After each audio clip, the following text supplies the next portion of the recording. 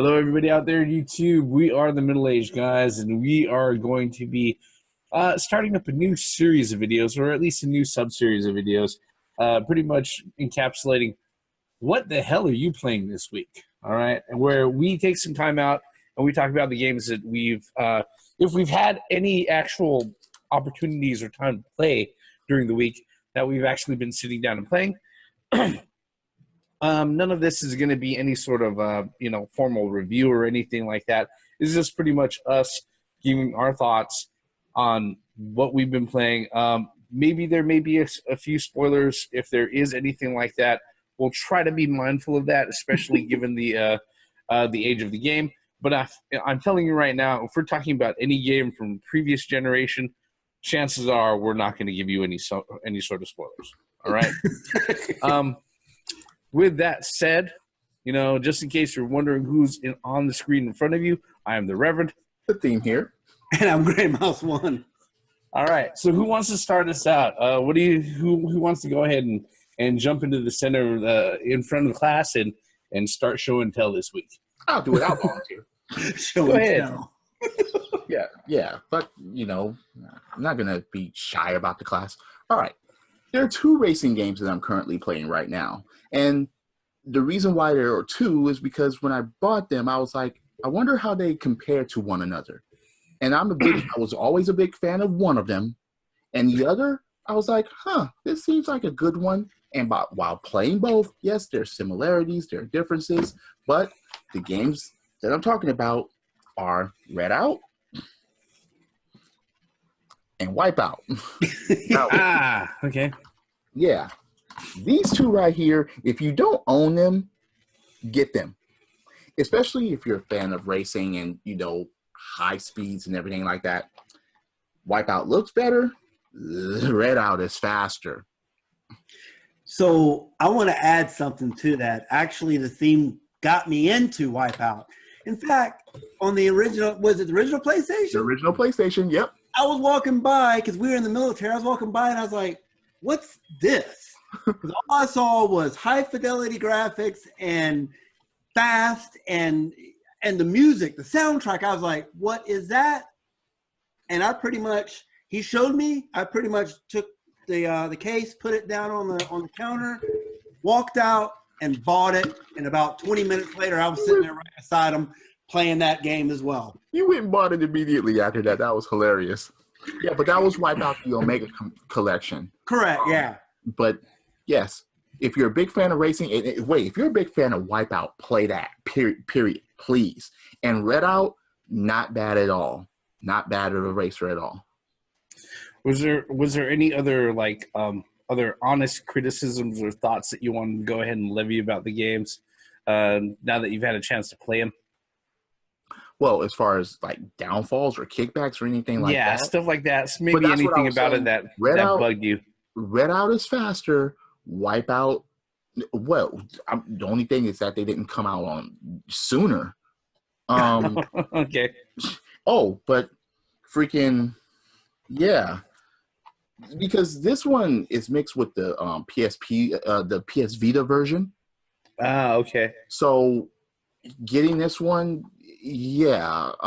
Like I said, if you always like Wipeout, it's pretty much the same quote unquote flaws that the other Wipeouts have had. Yeah. If you're gonna count it as that, yes, both games have weapons. Both games you can get destroyed or destroy your opponents. And yeah, they're pretty good. The only thing that is that they're just not popular. Well, I mean, I actually have I actually downloaded Wipeout on my Vita. I have that. So I have it digitally, but yeah, I mean, it's very nostalgic playing that game. It's Wipeout. What else can you ask for? Yeah. And the only thing that pissed me off about this one, I'm like, why is it only on a freaking PlayStation? I mean, yeah, in the past, you had Wipeout games like on a Nintendo 64. Even the first Wipeout went on a Sega Saturn. Yeah. But I was like, damn, only for PlayStation? Come on now. Don't leave all the other gamers out. I don't know. But I mean, if you want to step away from like Forza or Gran Turismo, I definitely recommend these. But enough about me for now as far as what I'm playing. Someone else take the floor. Okay. All right, I'll go next. Let's see here. This particular afternoon, I had a chance to go ahead and play a game that I've keep on playing. Just a few hours, a few minutes here and there, but I have actually never gotten around to finishing. And based on what happened this afternoon, I'm probably not going to come get any close to finishing anytime soon. All right, but I was playing Kirby's Return to Dreamland. All right, on the Wii.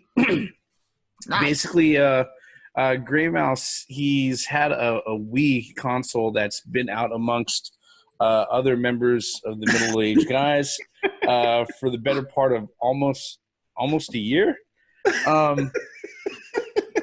And basically what was happening was that, he needed it to go ahead. We said, oh, yeah, if you go ahead and get a hold of a Wii, you can soft mod it, you can jailbreak it. And then there's a whole bunch of wonderful things that you can go ahead and do with it, right? Lo and behold, after a lot of technical issues back and forth, Theory had a hold of it, and he wasn't able to get it working at all.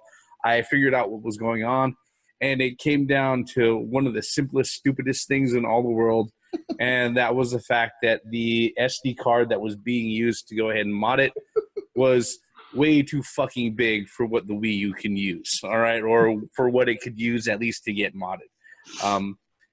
But I got it up and running, and basically just to make sure that WeFlow was working, I went ahead and I threw on my hard drive. Everything detected up. Went ahead and I loaded up Kirby's Return to Dreamland, and then I went ahead and I decided that while I was testing things to go ahead and play through the first 3 stages. And just like always, just pretty much. Again, bright pastel colors. It's a Kirby soundtrack. It's fun. It's lighthearted. It's really, really cute. You've got, this is way past the point where King DDD is actually one of the part of Kirby's entourage of friends with Meta Knight and everybody else. So I was just went ahead and I was playing through the first 3 stages.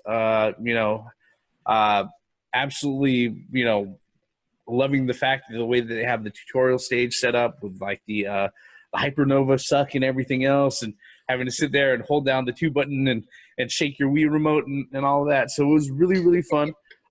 Yes. But again, when I sat there and I went ahead and I put it down, and then I started going through to start setting up other things for Gray Mouse's console, I came to the realization, I was like, every time I played this game, I started over from the beginning, I play a few stages, and then I put it down.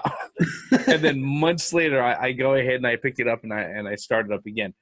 I've actually got to sit down and finish this one to go ahead and get that out of the way. In fact, the majority of the Kirby games are on my queue as it goes, and since I was able to get a hold of the ones from the GameCube that I didn't have, not the GameCube, the GBA that I didn't have. I'm actually gonna start trying to play through all of them to go ahead and finish them through. I know that they're not the toughest games. It should be rather possible. It's just, as a middle-aged guy, it's just finding the time, really. And then maybe if things go right, maybe I can go ahead and capture some of the game capture and throw some of it up on YouTube. Who knows? All right. Either that, or I'm just being way too ambitious and talking out my ass when it comes to that. But that's pretty much one of the things that I've been playing. Gray Mouse, your turn, sir. Well, I've been playing 2 games, but I'm just going to showcase one. This game here is off the PlayStation 4, and it was done by one man. Soundtrack. He drew the graphics, and pretty much what I'm getting at is Axiom Verge. And Awesome game. I need that. This puts the meaning to Metroidvania you have ever. you must, if you're a Metroid fan, Super Metroid fan, this has callbacks to everything. It's amazing. The soundtrack is amazing, and what really blows my mind is that it was done by one person. He composed his own music. He drew his own graphics. He animated. He did all the coding. One person, just one person did all that. And I've gotten a couple of power-ups, and I got to a point to where I was like, yeah, I need to put this down or I'm going to be up for days. I'm going to have to drink some real gold. And in order for me to, that substance will keep you awake for about 2 days. In order for me to do this thing is highly addictive, highly recommended. And I just can't, I have nothing but great things to say about this. Quick question before you go to your next game. Are you going to get it again for the Switch? I don't know. I'm going to finish it from here, and then I may end up getting it for the Switch as well. I mean, I'm kind of one of those people that want to try it on all the platforms, and the fact that I can take it portable with me is a plus. Well, you know, the Axiom Verge yet, and I've heard so much good things about it from you guys. So I need that in my collection sooner than later. Well, actually, I mean, the one that got me hooked on it was the Reverend. He said he's like, Miles, you need to play this. I was like, oh yeah, what is it? Maximum Verge. It's like, look, play this. So I saw it on the shelf, and I was like, I want that. I took it. I put it in my PlayStation 4, and that's all she wrote. Yeah, I finished the game on PC. I went and I purchased it originally through Steam, and I saw the Switch Multiverse Edition, and I was like, okay, if I'm gonna have a physical version, it's gonna be on the Switch. It's gonna be portable, so that's the one that I got for that. So wow. This game is worth every cent that you pay for it. It really is. Yeah. There's a lot of great things about that game. So and cool thing about it is that it's not a short game either. No. You know, for all the things that go into it. If you're sitting there, you're speed running through it. You can sit there. You could probably navigate through and map out a way to go. Yeah, go through it. Like actually, I think for some speed runners, I think I've seen people finish in less than 3. All right. But those are guys who sit there and they do the same fucking thing over and over again. They learn how to shave time off of it and all of that. So, but definitely worth every penny that's out there. And thankfully, since it's out on physical, you know, if you want it for your actual console or something that to go ahead and have in hand, it's readily available now. Yes. Yep. So, Grandmouse, what is your next game? Well, my next game is a classic, and I remember back in 1991 when I saw this commercial, and I remember getting this for Christmas, and I've loved it ever since. And of course, it's no other than The Legend of Zelda: Link to the Past for the SNES. I don't want to self-boast, but I do have a video up of my playthrough of this game, and more will be up later. But no, this game is one of those games that you can actually pick up again, one of the older games that you can pick up again, and it ages very well. That is a timeless game. It is a timeless game. It really is. Yeah. I hope everybody has picked this up, whether it's on the Super Nintendo or if it's on the eShop. There's many ways to get this game. There really is. Or onto the Super Nintendo Mini. There's emulation. You know, there's so many ways to get this game. If you haven't played this, I think everybody who's a gamer should at least play this once, even if you're not a fan of the genre or of the game. But I mean, it's kind of obvious that on how well Breath of the Wild did this past year, that there are a lot of Zelda fans out there. But anyway, Zelda has rarely steered us wrong as far as gameplay and except for the CDI. No. Well, don't you know Nintendo only does the same thing over and over again? But yeah, so stay tuned. I mean, let me ask you something. Does the princess get kidnapped in that one? No, wait a minute. What? Which one? Oh, yeah. Do you have to find a Master Sword? Yeah. Does Link run around in a floppy green hat? In this one, yeah. Is the game great? I tell you what, you better not do this Final Fantasy Is the game again. Besides, No. I'm not. Okay, I'm not. Okay, it's just that some people. Yeah, I know there's some asshole out there who's saying it's like, oh, dude, spoilers. The fuck, man. The game's from like 1991. Okay, we said this at the beginning of the thing. God. Seriously, all right. Wait, and if you're saying that you weren't even born then. Well, actually, if they weren't bored, then they might have a point. Really, they may not have played the game, but that's something else. All right. And no, come on. Yeah. How many videos on this YouTube are there of Link to the Past? This is one of the games that great games done quick. Yeah. I'm just saying, and that comes out every what do you call it? Comes out every freaking year. Donation. I'm just saying. So, yeah, it's always in the rotation for the speedrunners and stuff like that. Look, it is. Yeah. Although it gets glitched, but nonetheless. Yeah. Well, what game in the cartridge era didn't get glitched? True. But or speed ran or stuff like that.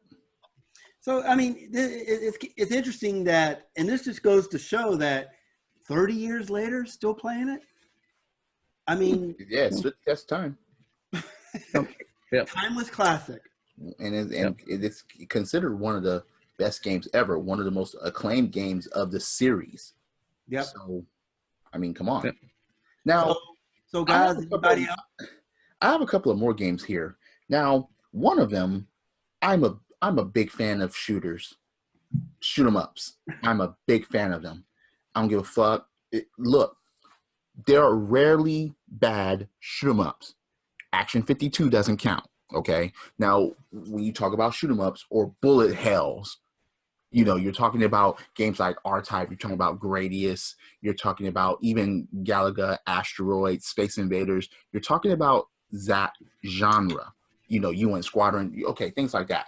But now there's this.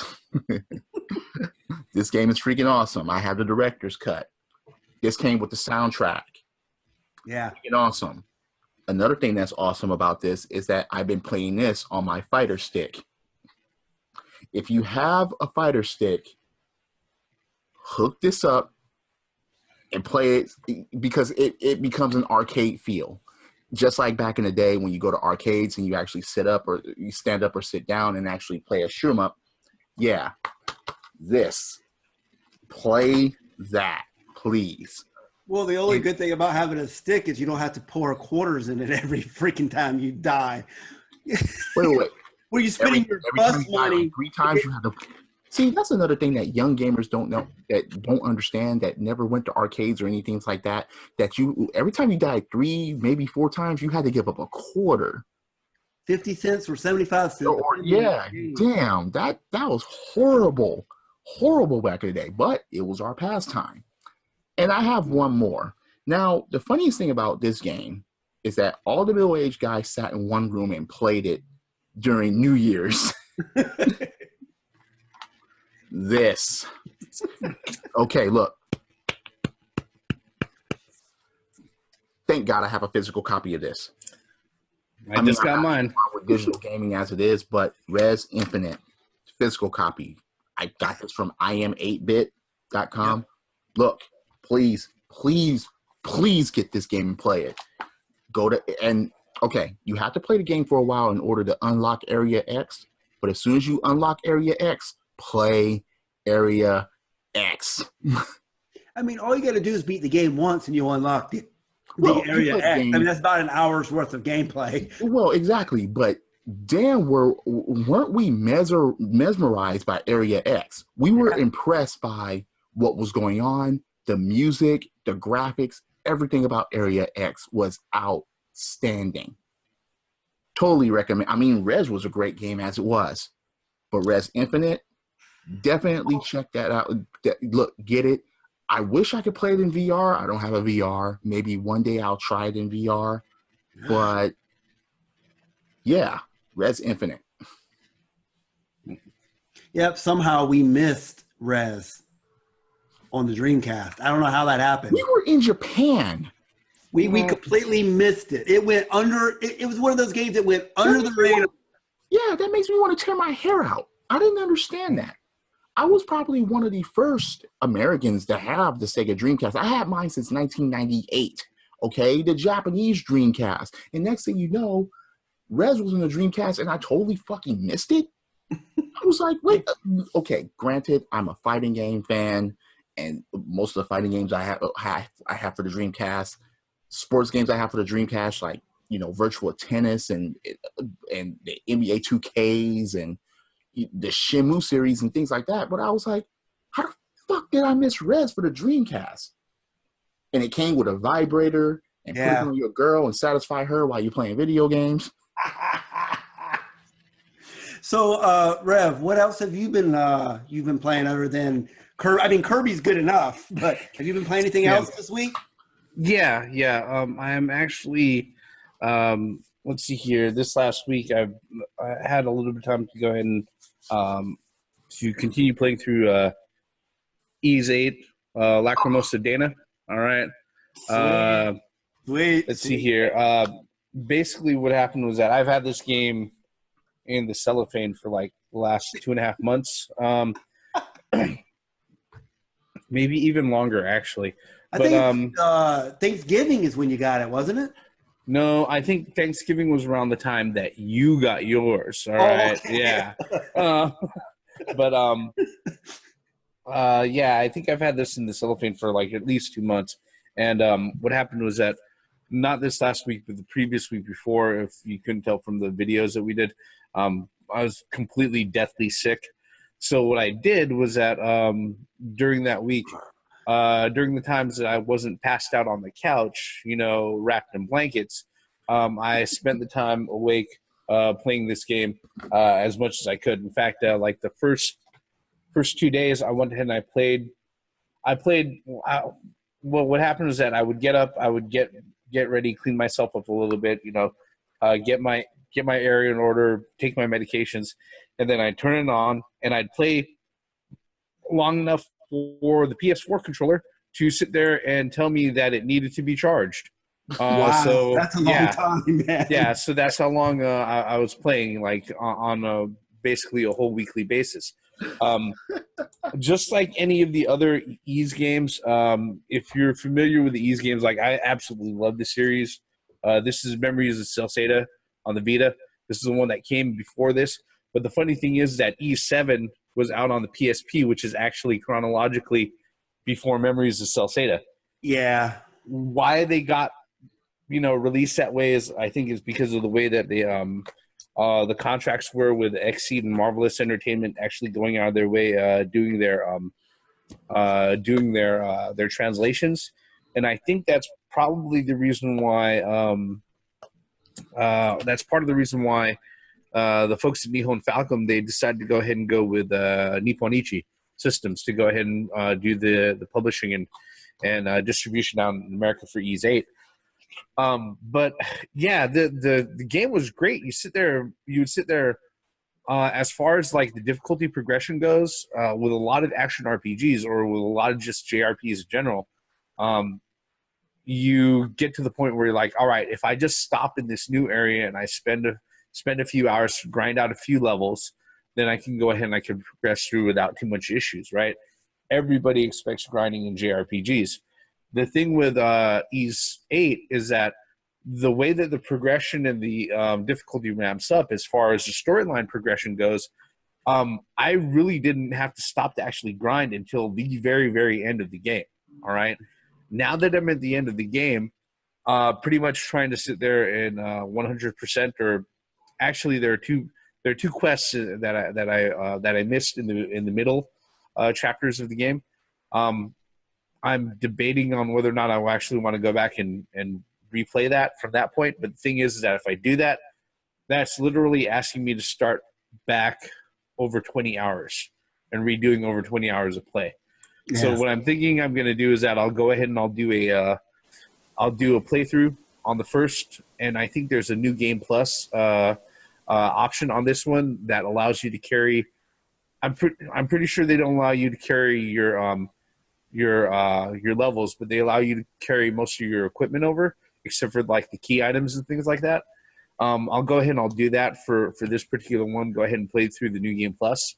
But yeah, so far, I'm loving it. Except all the way up until this last point, like I said, it feels like now all of a sudden I have to just stop and grind at things in order to go ahead and do like the last set. Other than that, the one thing that kind of bugs me about this, especially since, you know, there's a lot of exploration, like map exploration ever since E7 has been like such a huge thing, you know, going ahead and exploring 100% of the map has been such a huge thing ever since the E7 that, you know, it's a huge thing with E8. And the map, as far as the island that you're stuck on, is pretty big. The problem that I have is that every time I go through it and everything, I have to stop and I have to remind myself that I'm not playing Breath of the Wild. Because in Breath of the Wild, if I sit there and I see something, it's like, oh, something's at the top of the fucking cliffs over there. Why don't I just go ahead and climb up the fucking cliffs?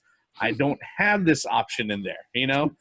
And when you sit there, you're used to playing Breath of the Wild, you know, and you could literally, anything that looks like you could sit there and climb, you can go ahead and climb. That's an integral part of being able to explore the surroundings and the map and everything.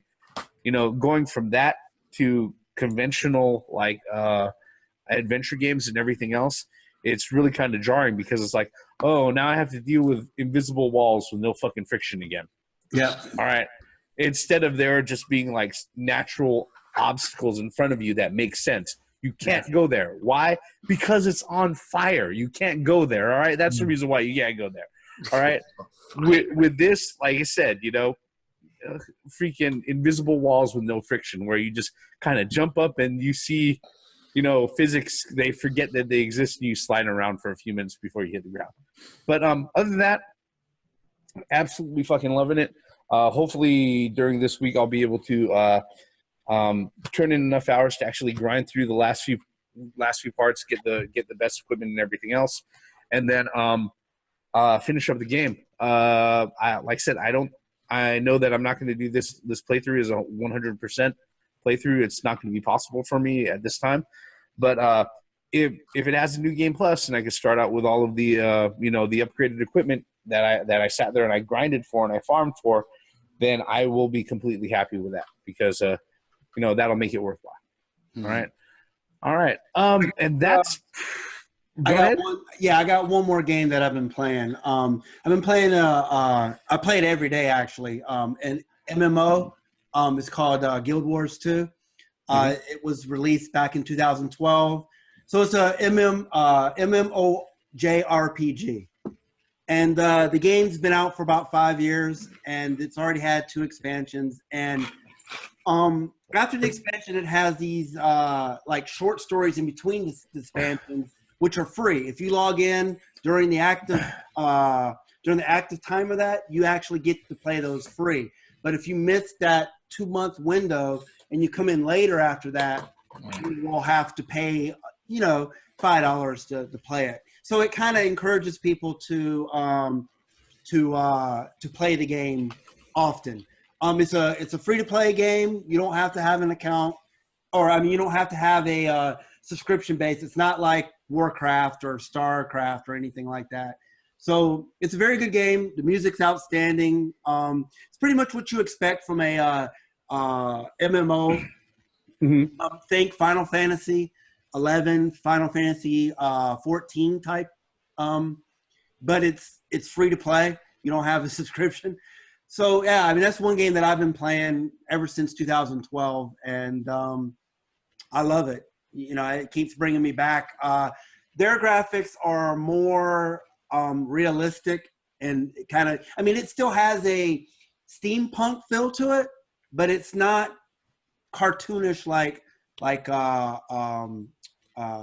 Warcraft. or I'm sorry, what is it called? World of Warcraft. Oh my God, I can't even speak. But yeah, those are the 3 games that I've been playing this week. Let's see. Let's see here. Before we go ahead and we close out, unless there's any other that you want to cover, theme. Ooh, go ahead, sir. Oh, wait. If you haven't played this game, play it. It's a good tennis game, especially for the Dreamcast. The very first one, the world tour on this thing is great. The 2 players on it is great. Play this with your VMU, the one with the actual screen on it, and then look down at the VMU while you're playing this. Yeah. It will actually show a display of 2 people playing tennis on your VMU. Yeah. So you can actually turn around and actually play like this and still be whooping ass on your freaking screen with playing tennis. Yeah. Enough said. Virtual tennis for the Dreamcast. Great fucking game. And I actually hooked up one of my Sega Dreamcasts and actually started playing it. Yeah. I know as far as it goes, one of the things that I want to do for this particular week is that once I get through Ys 8, I know as far as my gaming plans go, I want to go ahead and go back through and finish up through the expansions of Breath of the Wild, because that kind of all falls into place. And then hopefully soon after that, if I don't finish up, go back to trying to finish up Kirby's Return to Dreamland, I'm hoping to dive back into Samus Returns, or Return to Samus. So on the 3DS, because that's one that I have. I've opened up. I started it, but it's been sitting in my 3DS for like a month, and it's definitely something that I want to get back to.